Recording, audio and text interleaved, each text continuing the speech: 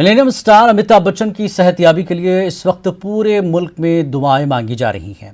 अमिताभ बच्चन के आबाई शहर इलाहाबाद में उनकी सेहत को लेकर लोगों में सख्त तशवीश की लहर पैदा कर दी गई है।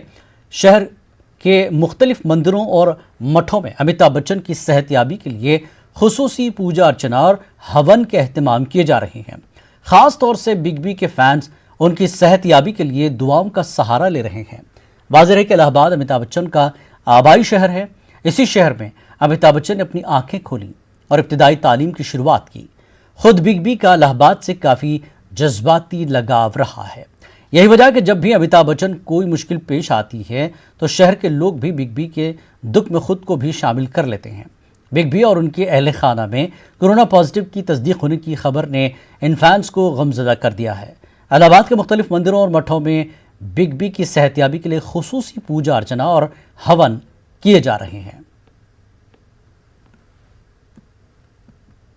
क्योंकि कोरोना नामक विषाणु से ग्रसित है इस समय अमिताभ बच्चन का परिवार, इसलिए वो विषाणु, कोरोना नामक जो विषाणु है वो उससे इनकी रक्षा हो, इनकी प्राण रक्षा हो, इनके परिवार की सुरक्षा हो, इस कामना से किया गया है।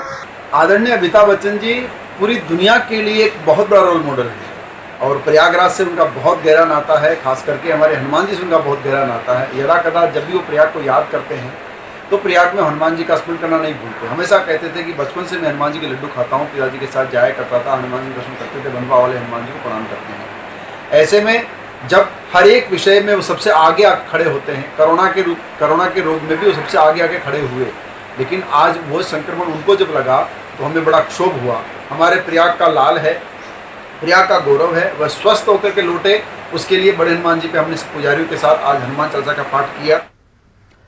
बिहार के मुख्तलिफ अजला में सैलाब की